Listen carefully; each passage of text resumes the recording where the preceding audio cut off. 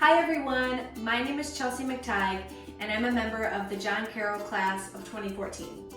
I'm also the owner of Handmade by Chelsea, a bake shop located in Cleveland Heights that specializes in custom decorated sugar cookies, and I also do cookie decorating classes, and I participate in vendor markets like the Cleveland Flea and Wild Roots Market. Handmade by Chelsea was created in 2016 out of a desire and love to bake and learn how to decorate with royal icing, which is what my cookies are created with.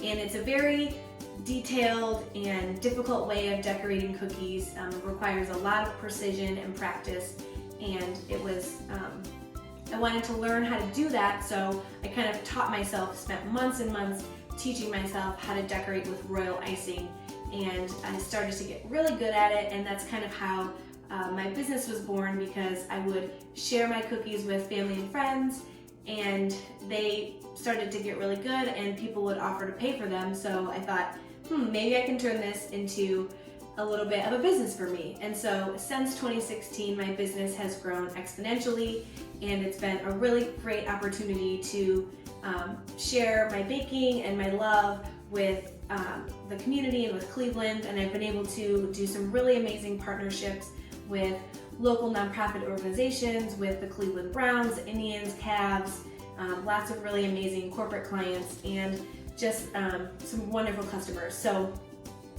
today, what's special is we are going to make my salted chocolate chip M&M cookies, which are very special. It's a very thick, chewy, salted chocolate chip cookie. So I have all my ingredients here today and some tools that we're going to be using. Some of the steps in the ingredient and recipe list may require an adult or older sibling to assist you, so hopefully you'll have someone there to help you with some of those steps. I'll walk through my tools and all of the ingredients that we're going to need, and then we will start baking together.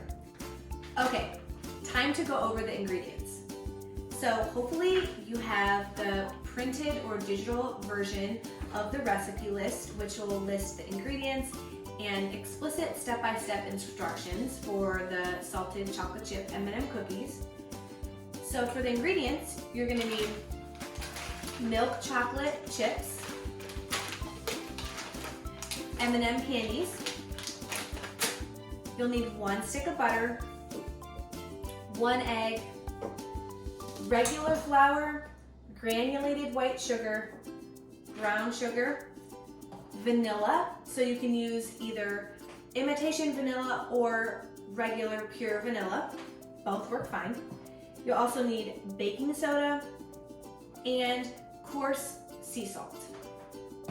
In terms of tools, some tools are required, and then other tools you can make do. If you don't have the exact tool, you can use what's in your kitchen. So you'll see this is a KitchenAid electric stand mixer. It's not required to make the recipe, but it is very helpful to have an electric mixer. You can use a hand mixer. You can also use a wooden spoon if you don't have access to an electric mixer. That works well. Just a tip, it is challenging to use if you're not familiar with using the hand mixer. Hopefully you have a parent or sibling that is able to help you utilize that as well. Another thing that you're going to need is a baking sheet. So I have a half sheet of baking sheet. It's a light colored sheet, which a little bit of a baker's tip for you. Using a lightly colored baking sheet is really great for baking because it doesn't get too hot and it won't burn the bottom of your cookie. No worries if you don't have a light baking sheet and you just have a dark one at home, that's okay. Another thing that's really going to help you is a piece of parchment paper underneath your cookie dough balls, and you'll line that like this, and that'll really help keep the cookies from sticking and from cooking too much. Other tools that you're going to need are some measuring cups and some measuring spoons so that we can measure our ingredients. You're also going to need a spatula. That's very helpful in getting the cookies off of the baking sheet when they're finished. A tool that's not necessary but is very helpful is a cookie scooper. So this is a dough scooper and it helps make those balls of dough really easily, makes them all the same uniform shape, and it helps keep your hands clean. And lastly is a cooling rack. Cooling racks are very helpful for cookies and other baked goods because it helps transfer the baked good onto a nice even temperatured surface instead of keeping it on the baking sheet or in the pan for too long. It may cook longer when it's on that hot pan. So a cooling rack is very helpful, but it's okay if you don't have that as well. Okay, so now what I'm gonna do, so you see lots of little bowls. What I like to do with my ingredients before I start mixing is measuring out all the ingredients in little bowls so that when I'm baking, I don't have to keep looking at the recipe for the different measurements. So I'll measure all my ingredients, put them in the little bowls, and then I'll put all of the ingredients away and just have the bowls of those perfectly measured ingredients on the side so that when I'm mixing my dough, I don't have to try to measure them out, and sometimes it helps keep the recipe flowing smoothly. So what I'm gonna do is I'm going to put all my ingredients in the bowls and then we'll start baking.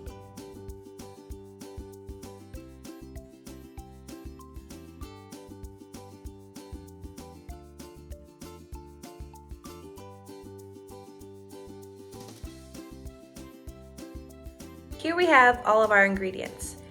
Now this stick of butter, we are going to melt it in the microwave, so make sure you put it in a microwave safe bowl or jar. Now I also mixed a few ingredients together because I know that they go together when I mix them. So I've got the chocolate chips and M&Ms in the same bowl.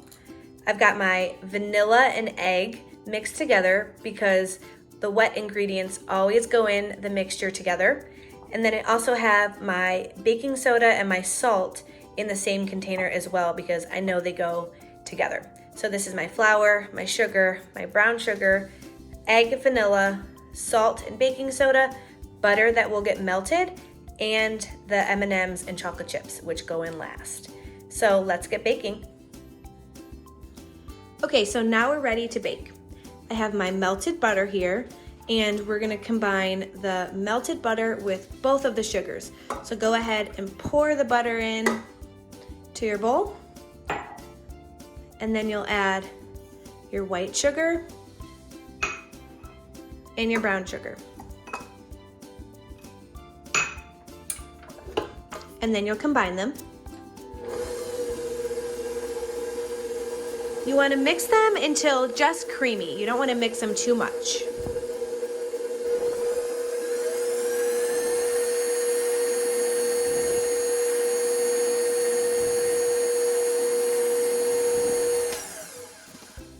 So you can see that there's some sugar down here that needs to be mixed in. So I'm going to use my spatula to scrape it down.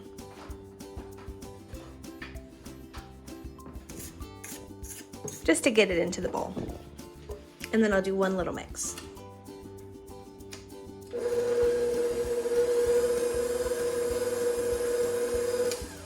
Now that the butter and sugar is combined, you're going to add the vanilla and the egg. Now, something that's important to note here is when you mix this, you don't want to mix it too long, just about 10 to 15 seconds or so.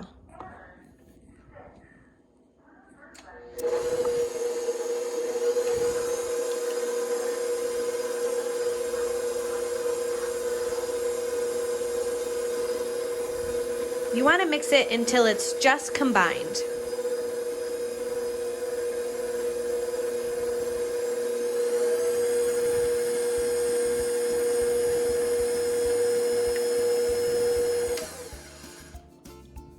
Okay, so now that you've mixed in your wet ingredients, now you're gonna put in your dry ingredients. So you're gonna add the flour, the baking soda, and the salt. So So there goes in my baking soda and salt. And now my flour.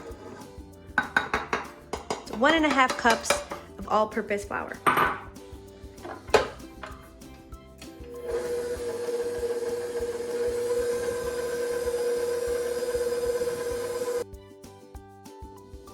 So the dough will look like this.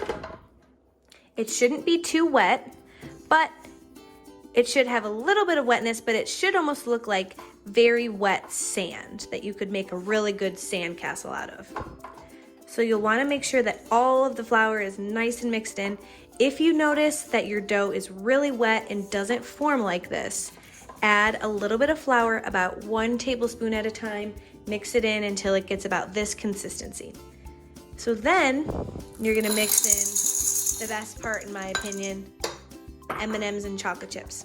Now this part, you don't need to mix it at very high speed. You need to just combine it because it'll start chopping up the M&Ms and chocolate chips. So just do a quick little mix. Now our dough is ready to be formed into the cookie dough balls. So I'll take my bowl off, and it'll look like this. So you'll notice there's a lot of chocolate chips and M&Ms, which I think is amazing. Now let's form the dough balls. Okay, so for this part of the recipe, you're gonna need your dough scooper if you have one, as well as your parchment-lined baking sheet, and you're gonna need that salt as well, because a little bit of the salt goes on top of the cookie dough balls. So I'm gonna show you how to do the scooping with the dough scooper and how to do it by hand. I usually give it a nice toss before, just to get it all mixed up. Okay. So here's my cookie dough scooper, and this is the smallest, this is a small one. So I like to get it a little bit overflowed. You can push it down if you want. And then you just release it onto the sheet. It makes a nice round scoop.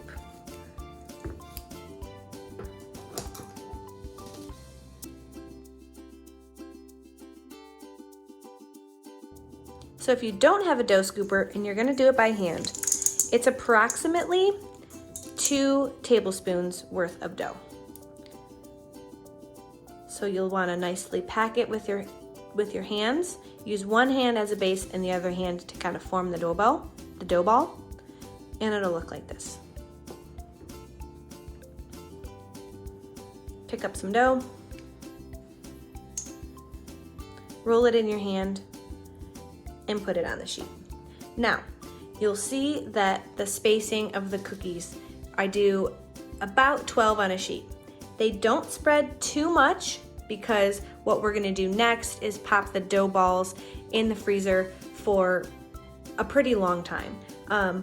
Anywhere between 30 minutes to overnight, you can put them in the freezer for before you bake them. That is a very important key because it helps keep the shape. Don't forget your salt. You need a little tiny pinch of salt, and you'll sprinkle it on top.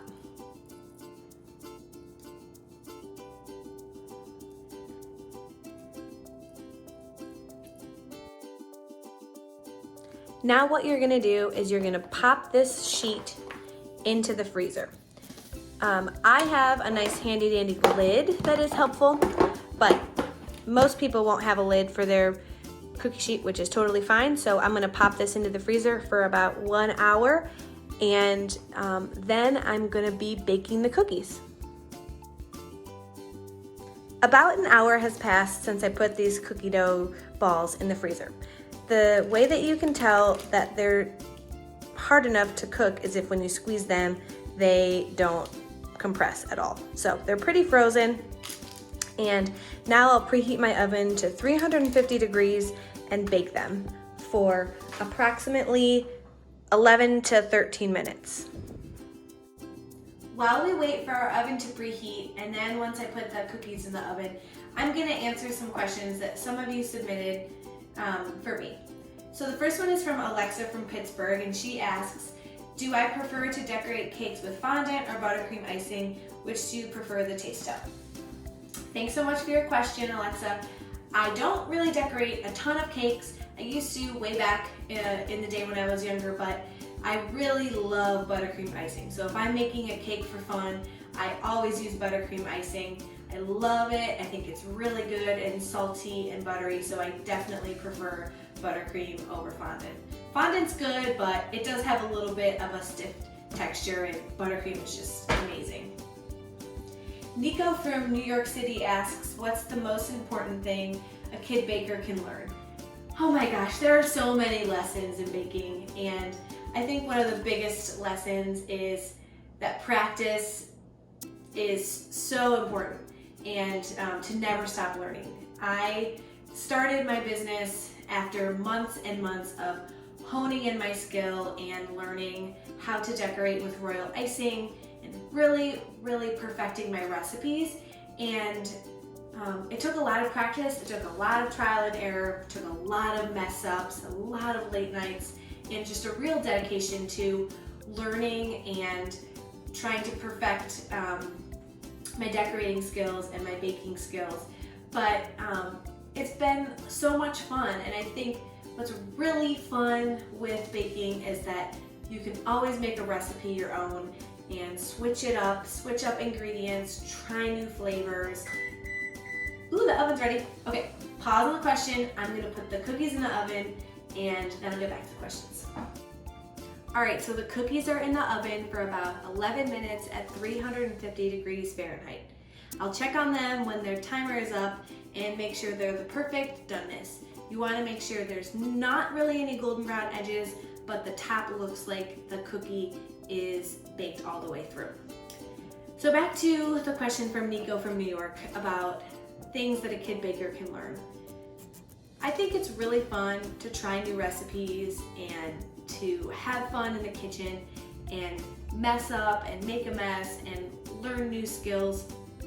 I think something amazing for kids today is all of the resources on YouTube and on different online websites that offer tutorials and videos and little helpful tips that I didn't necessarily have when I was learning to bake and cook when I was your age, but so that's really a big resource for you to utilize. If you want to learn a technique or you want to learn how to make a specific recipe, I think the internet has plethora of resources, and taking those recipes and learning how to make them your own and put your own fun spin on it is a really fun skill to hone in. Another thing that I think is important for kid baking is to know that you don't need all of the fanciest tools and supplies and gadgets and top shelf ingredients to make really good baked goods. Using what you have at home and improvising and figuring out what works best for you is a really good skill to have, to know that you don't always need the best tools and skills to make a good baked good, but a really good recipe, perseverance, and some creativity and fun is always really important. Giada had a few fun questions. She said, how can kids make homemade frosting, and how do you make icing decorations look so real? So for the first one, for kids making homemade frosting, there are a variety of types of frosting out there. For my custom decorated sugar cookies, I use royal icing. Royal icing is a very specific type of icing that hardens pretty much completely when it dries. It utilizes egg whites or meringue powder, which are dried egg whites, and that's the agent in the icing that helps make it dry and harden to create those really nice fine details. So if you're interested in helping or learning how to do that, Google, there's some really basic royal icing recipes. It's very easy to make. They make beautiful decorations, but it's actually one of the easiest recipes. Royal icing is a pretty easy recipe to make. You only need meringue powder or egg whites, powdered sugar, and water, and I use lemon juice for my liquid in my royal icing. In terms of like a buttercream or an Italian meringue buttercream, look online for recipes for that. They're also a little bit easy, but just a little bit step up from royal icing in terms of challenging consistency, but all really fun to decorate with. buttercream icing and Italian meringue buttercream, usually used for decorating cupcakes and cakes. Royal icing is pretty much only used for cookie decorating. And how do I make icing decorations look so real? So much practice, oh my goodness. I have been practicing and honing in on my skills for several years. And I look back at some of my cookies that I started decorating, my first cookies, and I am like so ashamed of how terrible they looked. And watching the progression of how my cookie decorations look now, it's pretty impressive. I am proud of myself for learning my skills. When I have a really tough design, what I like to do is sketch it out, think through how I'm going to decorate it, what are the steps and what are the colors that I'm going to utilize, and really think through the design process of when I'm decorating the cookie, and I don't just make the icing and then dive right into the cookie. I really think through the different steps and the different elements of that design. It takes a lot of time, back-end time, creative time to plan those designs out before I really start decorating the cookies.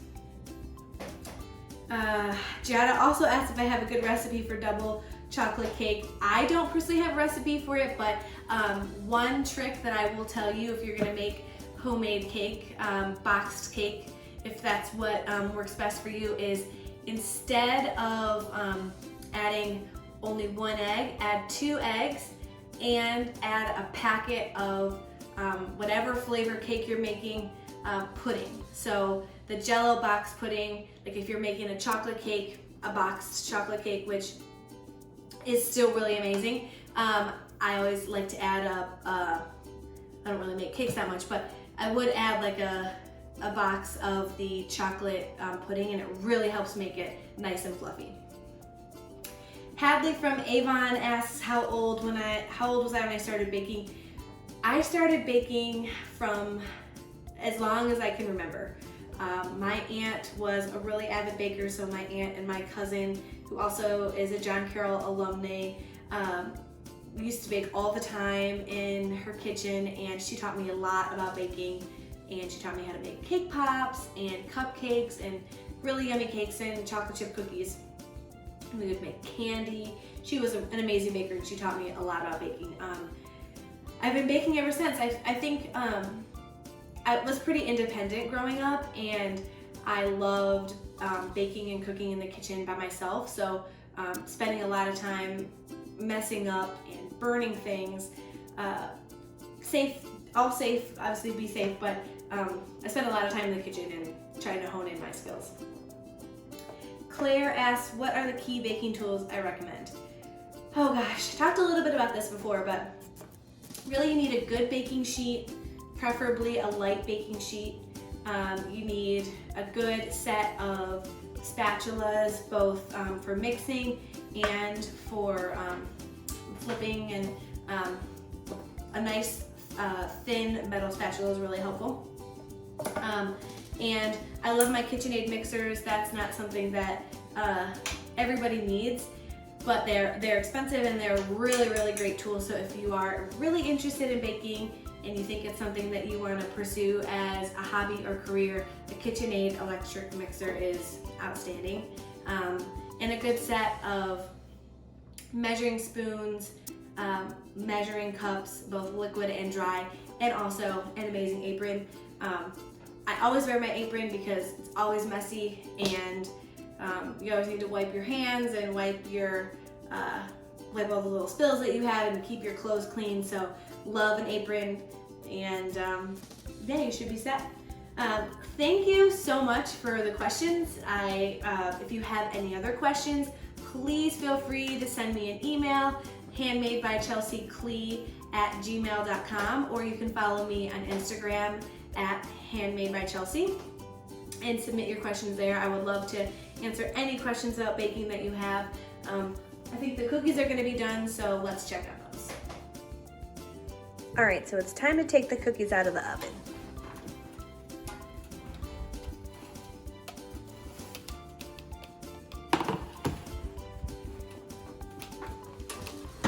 As you can see, they're a nice tall cookie. even see some of the salt flakes. They smell amazing. All right, so now what I'm gonna do is I'm gonna transfer the cookies onto my cooling rack using my metal spatula. As you can see, the cookie is a little bit golden brown on the bottom and nice and soft on the inside. So what you're gonna do is you're gonna let the cookies rest on here for about 20 minutes or so, and then they'll be ready to eat. So thank you so much for sharing in JCU Junior with Handmade by Chelsea. I can't wait to see your cookies, so make sure you tag me on Instagram, send me your photos when you bake your cookies, and I'll see you guys real soon. Bye.